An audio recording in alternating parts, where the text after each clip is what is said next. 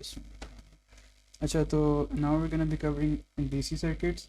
ये टॉपिक जो है ना, it's like an extension of electricity, काफ़ी सिमिलर है. It just has a few more details like Kirchhoff's laws and voltage dividers. लेकिन एसेंशली इनके सवाल काफ़ी मुश्किल हैं. If you practice like DC के क्वेश्चंस ना, तो साथ साथ इलेक्ट्रिसिटी के भी हो जाते हैं. सबसे पहले we have electromotive motive force which is called an EMF. EMF जो होता है ना, वो सेल का होता है या बैटरी का होता है. और इसमें ये होता है कि आपकी जो केमिकल एनर्जी है ना, केमिकल एनर्जी वो इलेक्ट्रिकल एनर्जी में कन्वर्ट होती है. ठीक है, दिस इज़ इम्पॉर्टेंट. सेल्स में ना आपकी केमिकल एनर्जी स्टोर होती है which gets converted into electrical energy. और electromotive force is the energy supplied per unit charge by a source. इसमें सोर्स ज़रूरी है. ठीक है, तो फॉर्मूला इसका एनर्जी जो वर्क डन होता है और Q which is our charge. तो work done per unit charge या energy supplied per unit charge. इसका यूनिट वोल्ट्स में होता है. एनर्जी सप्लाई जाउल्स और Q हमारा कूलम्स है. अब आता है पोटेंशियल डिफरेंस ना. अब ना पोटेंशियल डिफरेंस और ईएमएफ का ना यूनिट सेम है, both of them are volts. लेकिन अब इसमें फ़र्क ये आता है कि now you are not talking about the energy supplied by a source, you're talking about energy in general. Energy transferred per unit charge between 2 points. ठीक है, अब इसमें सोर्स वाली जो लिमिटेशन है ना, वो एग्जिस्ट नहीं करती. Any 2 points can have a potential difference, लेकिन any 2 points can not have an E M F. ठीक है, 2 points का पोटेंशियल डिफरेंस हो सकता है, लेकिन इनका ई एम एफ तब तक नहीं होगा जब तक इनके बीच there needs to be a source in between them for an EMF to exist. ठीक है, इलेक्ट्रोमोटिव फोर्स दिस ईएमएफ जो होता है ना, बैटरी का होता है, सोर्स का होता है. तो यहाँ पे हमारे पास पोटेंशियल डिफरेंस बिटवीन 2 points आ गया. This is an EMF. और देयर इज अनदर थिंग जो हमारी मार्किंग स्कीम में जो पोटेंशियल डिफरेंस की डेफिनेशन है ना, the difference between an electromotive force and potential difference is, अगर मैं दिखा भी दूँ यहाँ पे, तो इन्होंने यहाँ पे लिखा हुआ है कि E M F is the energy converted from chemical to other forms of electrical per unit charge. और पोटेंशियल डिफरेंस में इलेक्ट्रिकल से ना अदर फॉर्म्स में कन्वर्ट हो रही है. सो जब आपके पास इलेक्ट्रिकल एनर्जी किसी और चीज़ में कन्वर्ट हो रही है, that's potential difference per unit charge. और whenever you're converting chemical energy, और केमिकल एनर्जी सिर्फ सेल में चेंज होती है. सो जो आपका सोर्स नहीं है, योर बैटरी और योर सोर्स और सेल, उसके अंदर ही केमिकल एनर्जी होती है. That's why you E M F only exist between sources. उसके बाद भी हैव इंटरनल रेजिस्टेंस. ये हमने क्वेश्चंस में आया भी था हमारे पास, उसमें when we were covering electricity के क्वेश्चन. इंटरनल रेजिस्टेंस जो होती है ना, वो आपकी बैटरी या सोर्स की होती है. ठीक है, तो let's say you have a battery. ठीक है, इसके साथ there is just gonna be a resistor, एक सिंबल सा बना होगा, and it's gonna be inside a dotted box. तो दिस मीन्स कि आपकी जो बैटरी है ना, उसकी इंटरनल रेजिस्टेंस एग्जिस्ट करती है. वट दिस डज इज़ कि आपका जो ई एम एफ प्रोड्यूस होता है ना, लेट्स से इट्स 12 volts. ठीक है, आपकी इस रेजिस्टेंस की वजह से ना वो ई एम एफ हमें जो यहाँ पे मिलेगा ना outside the battery, like at the terminals of the battery, क्योंकि ये बैटरी के इनसाइड है ना resistor, we can't really access this point. तो the voltage we'll get at the terminals is going to be less than 12 volts. It's always going to be less than 12 volts क्योंकि हमारे पास एक internal resistance exist करती है. तो we have the formula for E is equal to V plus IR. ठीक है, V is equal to IR. ठीक है, अब ये जो IR है ना, इस केस में R हमारा इंटरनल रेजिस्टेंस है, I करंट है, बिकॉज इंटरनल रेजिस्टेंस और बैटरी जो है ना, देर इन कनेक्टेड इन सीरीज. तो करंट के पास अगर यहाँ से कोई भी करंट गुजर रहा है ना, उसके पास एक ही पाथ होगा. It's not gonna have separate ways to pass through these 2 points. ये पॉइंट हमारा जो बैटरी से टर्मिनल है, तो हमारा करंट सेम होगा. So the same current is going to be flowing through the battery and through the internal resistance. तो current हमारा एक ही है, you don't have another variable for current. तो अब हमारे पास जो voltage drop across this resistor आ रहा है ना, that's gonna be current multiplied by R. छोटा आर मतलब इंटरनल रेजिस्टेंस. ठीक है, so this is basically the voltage drop, जितना वोल्टेज ये खा रहा है. ठीक है, this is just the voltage this register is eating up. तो इससे हमारे पास आ गया कि रेजिस्टर कितना वोल्टेज खा रहा है, and electromotive force is V, V is the voltage across the terminal, ठीक है। तो ये जो हमारा बैटरी है ना, इसके जो दो टर्मिनल्स हैं, टर्मिनल ए टर्मिनल बी, इसके अक्रॉस जो पोटेंशियल डिफरेंस है ना वी, दैट्स वी, ठीक है। तो V plus I R is equal to E, और ई जो है ना हमारा सेल जितनी पावर ट्रांसफ़र कर रहा है, ठीक है। तो लेट्स एन एग्जांपल सिनेरियो, ठीक है। हमारी इलेक्ट्रोमोटिव फोर्स हमें नहीं पता अभी, ठीक है। लेट्स से हमारे पास टर्मिनल्स पे 11.8 वोल्ट्स आ रहा है, ठीक है, और हमारा जो हमें पता है करंट कितने, इंटरनल रेजिस्टेंस कितने, हमने आई आर कैलकुलेट करके वी गेट 0.2 वोल्ट्स, ठीक है। तो यहाँ पे हम 0.2 ऐड करेंगे, उससे हमें पता चल जाएगा हमारी बैटरी की रेजिस्टेंस, बैटरी के ईएमएफ जो है ना वो 12 वोल्ट्स था। इस तरह करके कोई, you just need to know कि हो क्या रहा है यहाँ पे, इंटरनल रेजिस्टेंस का इफेक्ट ये होता है, it basically just decreases the EMF available to the circuit, ठीक है। अच्छा, as voltage increases voltage loss inside the source increases। अब इसका क्या मतलब है, if you look at the formula V is equal to I R, ठीक है। तो हमारी इंटरनल रेजिस्टेंस तो कांस्टेंट है ना, ठीक है, लेकिन एज वोल्टेज इंक्रीजेज, क्योंकि इंटरनल रेजिस्टेंस कांस्टेंट है तो हमारा ना करंट भी इंक्रीज करेगा, करंट इंक्रीज करेगा, that means a greater value of I R. तो हमारा वोल्टेज जो ये चीज़ नहीं आई आर, इसकी वैल्यू भी बढ़ेगी, विच मीन्स हमारा जो voltage lost inside the source है ना, that's also going to increase, ठीक है। उसके बाद वी हैव किरचॉफ्स लॉस, ठीक है। दिस इज प्रीटी सिंपल, दो लॉज होते हैं, ठीक है।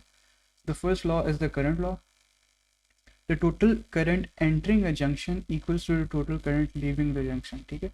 What is a junction, it is a point, ठीक है, वेयर मल्टीपल पाथ्स क्रॉस, ठीक है। तो लेट्स से इट्स लाइक एन इंटरसेक्शन, जो आपके पास गाड़ियों का नहीं होता, चौक टाइप होता है, basically you have multiple paths, ठीक है, दिस दिस दिस, ठीक है, and let's say you have I1, ये हमारा जंक्शन है, दिस पॉइंट इन बिटवीन, ठीक है, दिस इज आवर जंक्शन, ठीक है। तो इस जंक्शन के अंदर ना आई एंटर हो रहा है, ठीक है, this is I, this is I1 enter हो रहा है, फिर जंक्शन से निकल रहा है I2 एंड ऊपर जा रहा है I3। तो Kirchhoff's first law states that the total current entering a junction, हमारा टोटल करंट जो एंटर हो ना जंक्शन की तरफ, which is flowing towards the junction, it is I1 is equal to I2 plus I3, I2 and I3 is the current leaving and I1 is the current entering, ठीक है। आप कोई भी सर्किट लोगे ना, you'll just have to label currents के, ठीक है। अगर यहाँ से एंटर हो रहा है तो यहाँ से निकल रहा है। It's similar to how you have the law of conservation of energy ना, energy can neither be created not can it be destroyed, ठीक है। तो इसमें भी ये कि आपका करंट जंक्शंस में ना जितना एंटर हो रहा है उतना निकलेगा, करंट कहीं से भी ज़्यादा नहीं आएगा। The only source of current we have is the battery, या जो हमारा ईएमएफ होता है उसकी वजह से होता है, लेकिन इन जंक्शन जितना आपका एंटर हो रहा है उतना आपका लीव हो रहा है। यहाँ पे ना कोई करंट डिस्ट्रॉय होगा, ना यहाँ पे कोई करंट ऐड होगा, ठीक है। अच्छा, किरचॉफ सेकेंड लॉ, ठीक है, विच ये जो हमने पहले पढ़ा है it's called the current law. Second law है हमारा voltage law. Total EMF equals total voltage drops in a loop, ठीक है। तो if you have a circuit, let me draw a circuit, this is a battery, ठीक है, this is your battery, you have resistor R1, you have resistor R2, ठीक है, and this is connected to your ground। तो if you look at this makes a loop, ठीक है। आपके पास current flow करता है इसके अंदर, यहाँ पे करंट जा रहा है and goes here and it goes here, and आपके पास VS है, the source, this is the voltage of your source, ठीक है। and अब क्योंकि दिस इज हम इसको वेरिएबल्स के फॉर्म में करें ना, we're not using numerical values, तो this is V1 voltage drop against resistor 1, this is V2 voltage drop against resistor 2. तो total EMF equals total voltage drops in a loop. हमारे पास जो voltage drop है ना वो V1 है और V2 है, because that's where your voltage is decreasing across resistors. तो हमारे पास voltage drop आ जाएगा V1 प्लस V2 और EMF हमारे पास है Vs. तो दोनों इक्वल होंगे तो Vs is equal to V1 plus V2. It's similar to your junction but in this case we have a loop. That's your second law. और उसके बाद we have series resistance and parallel resistance. This is also very simple. इसमें ना if you have resistors in series, जिस तरह ये case है, ठीक है, you have resistors connected in series और इनमें ना कहीं पे भी आपका ना बीच में से कोई और तार नहीं आ रही है, यू डोंट हैव जैसे क्या कहते हैं इसे, another path for the current to flow ना, इस तरह नहीं हो रहा, करंट यहाँ पे नहीं जा रहा, इट्स वन सिंगल लूप ना. तो दैट्स दिस मीन्स आपके ना सीरीज में कनेक्टेड है. तो if I draw a diagram as an example, this is R1, this is R2, ठीक है. तो दीज आर इन सीरीज, ठीक है, दिस इज इन सीरीज. लेकिन if we were to look at it in parallel, अगर हम यहाँ पे एक और रजिस्टर आ रहे हैं तो R3 is now in parallel with R1 and R2, ठीक है. R1 एंड R2 के दोनों के साथ ही R3 पैरेलल में, because now the current has two paths to follow through. हमने क्वेश्चन में भी एक कवर किया था ये. अब what is your resistance for this part of the circuit? It's just gonna be the algebraic sum. If you have a circuit in series, right, जिसमें R1 और R2 हमारे पास सीरीज हैं, इनकी combined resistance ना इस तरह करके होगी. अगर हमने इनको combine करना है ना, तो R1 और R2 को combine करेंगे तो हमारे पास हो जाएगा R12 which is the resistors combined, ठीक है, to the total resistance of the two resistors. उनके साथ R3 parallel में लगा हुआ है. This is R3, ठीक है. तो अगर हमने ये निकालना है तो R12 would be R1 plus R2, क्योंकि ये दोनों पैरेलल में है, इनमें कोई वो उस तरह का नहीं है, मसला नहीं है कोई भी. सीरीज़ में, सॉरी, दोनों सीरीज़ में, पैरेलल से कह रहा हूँ, दोनों सीरीज़ में लगे हुए हैं. सीरीज़ में लगे you can just directly add दम ना. लेकिन इन पैरेलल आप ना, आपके पास 1/R total is 1/R1 1/R2, तो आपके पास 1 डिवाइड बाई R टोटल, ठीक है, is equal to 1 divide by R1 plus 1 divide by R2. अगर जितने भी आपके रेजिस्टेंस हैं उनका आपने रेसिप्रोकल लेना है. If you look at this example, ठीक है, हमारे पास पैरेलल में ना R12, ठीक है, R12 is parallel with R3, तो this is going to be 1 divide by R12 plus 1 divided by R3, ठीक है. तो हम इनसे आंसर लेंगे ना तो it's gonna be R total is equal to, इसका LCM लेंगे तो R3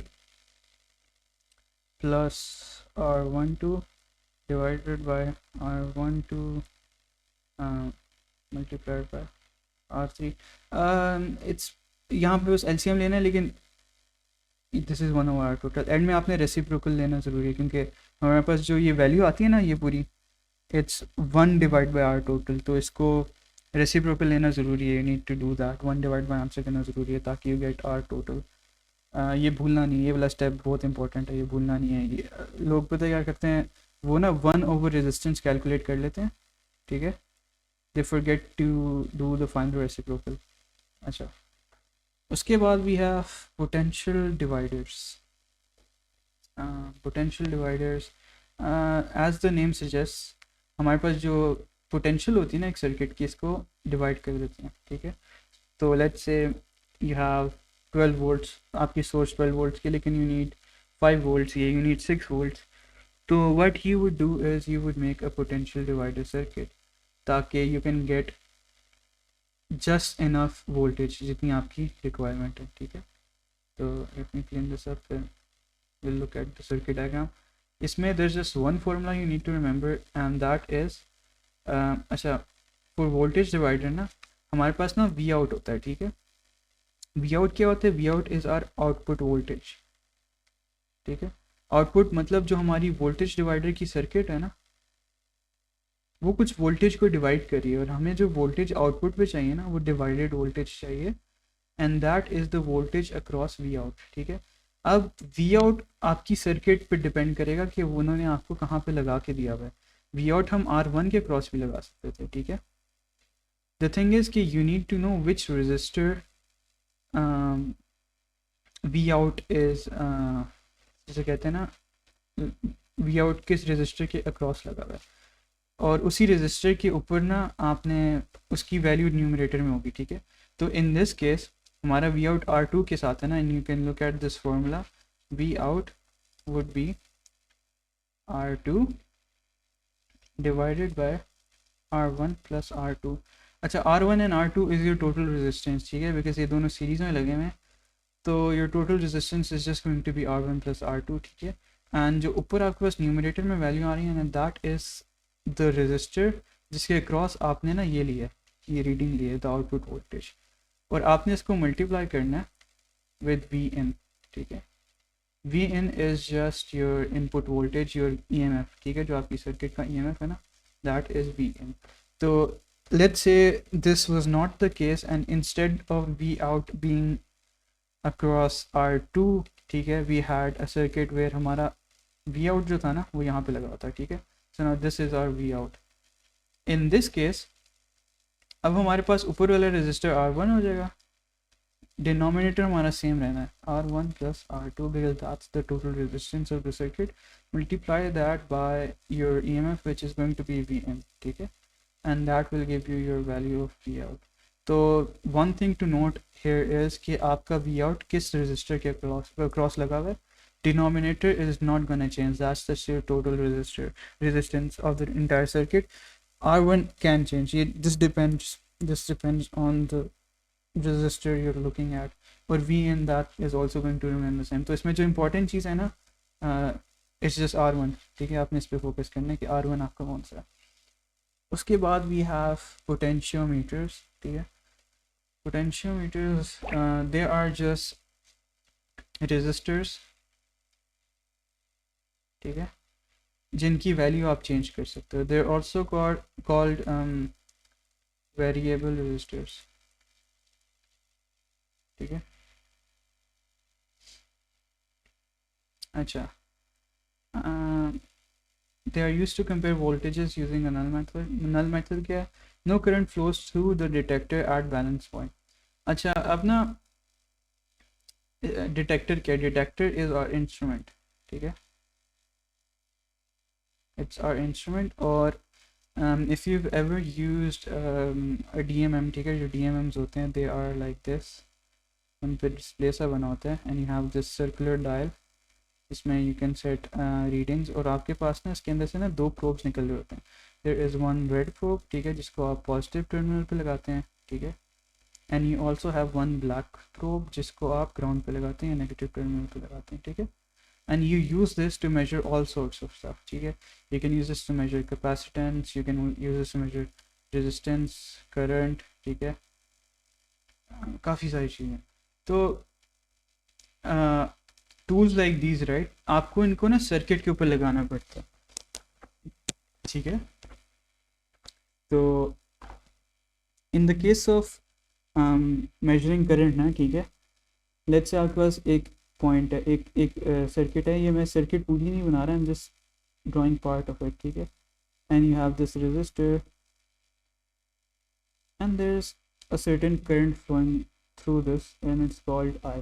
ठीक है, तो you need to measure this current, you need to measure I। किस तरह मेजर करोगे? You will use an ammeter. ठीक है, ammeters are used for measuring currents. ठीक है, voltmeters are used to major voltage. ठीक है, this is like an actual instrument जिसमें दोनों चीज़ें हो सकती हैं। तो what you do is you put an ammeter over here. ठीक है, आप एमीटर को ना सीरीज में लगाते हैं, बिकॉज उसके थ्रू करंट फ्लो होगा तो उसको पता चलेगा करंट है कितना। ठीक है, तो what you do is you add an ammeter over here. ठीक है, और फिर आप सर्किट मतलब उस पाथ में, the path through which your current is flowing, आप उसके अंदर एक एमीटर लगा देते हो। If you use this DMM, ठीक है, तो अब होता क्या है कि यहाँ पे आपके पास एक DMM आ गया। ठीक है, यू कनेक्ट यहाँ से आप तार हटा के ना you connect one end of the DMM to the resistor and you'll connect the other end to the other side of the circuit, the other wire.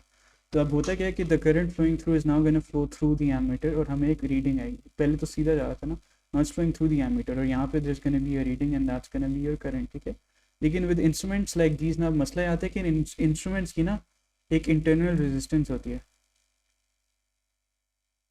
ठीक है, अब internal resistance की वजह से ना आपका पहले खाली एक रेजिस्टर था, now your ammeter is acting as a resistor as well. ठीक है, पहले ये नहीं हो रहा था, पहले you just had a single resistor. ठीक है, तो अब आपके पास जब एमीटर लगा and you trying to get the reading, आपकी रीडिंग डिफरेंट होगी because now you are also dealing with the internal resistor of the ammeter ना. तो नल मेथड में क्या होता है कि वी यूज़ अ पोटेंशियोमीटर. ठीक है,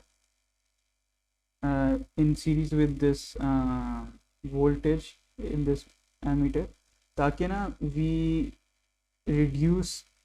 make sure कि no current flows through the detector, या डिटेक्टर की जो हमने रेजिस्टेंस है ना वो ख़त्म कर लेनी होनी चाहिए ताकि हमारी रीडिंग्स अफेक्ट ना हो. दिस इज़ कॉल्ड इसकी ना एक होता है गैल्वेनोमीटर ना.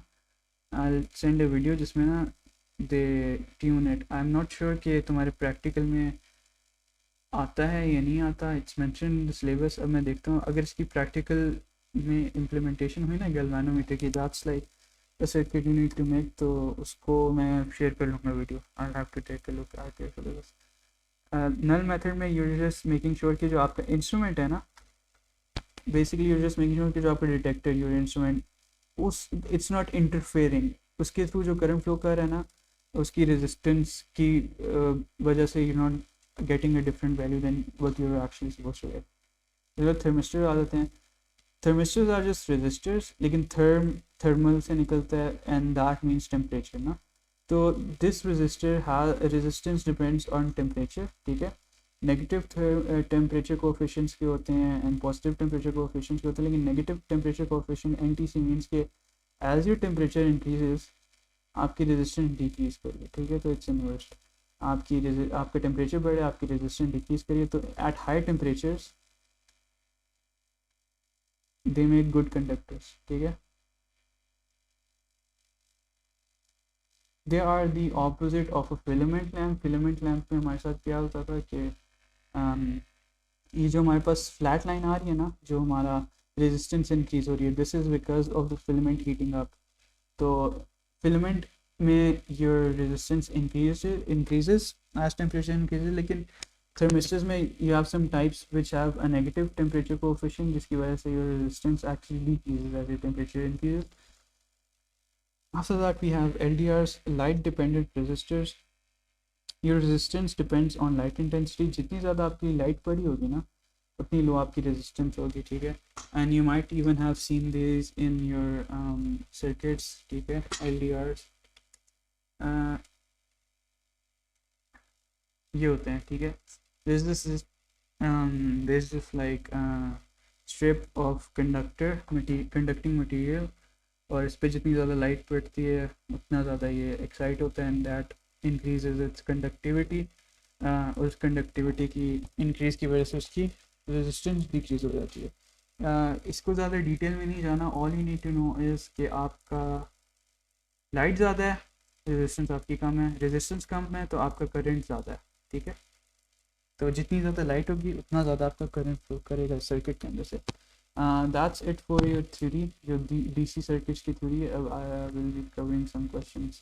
I'll make a separate video for that.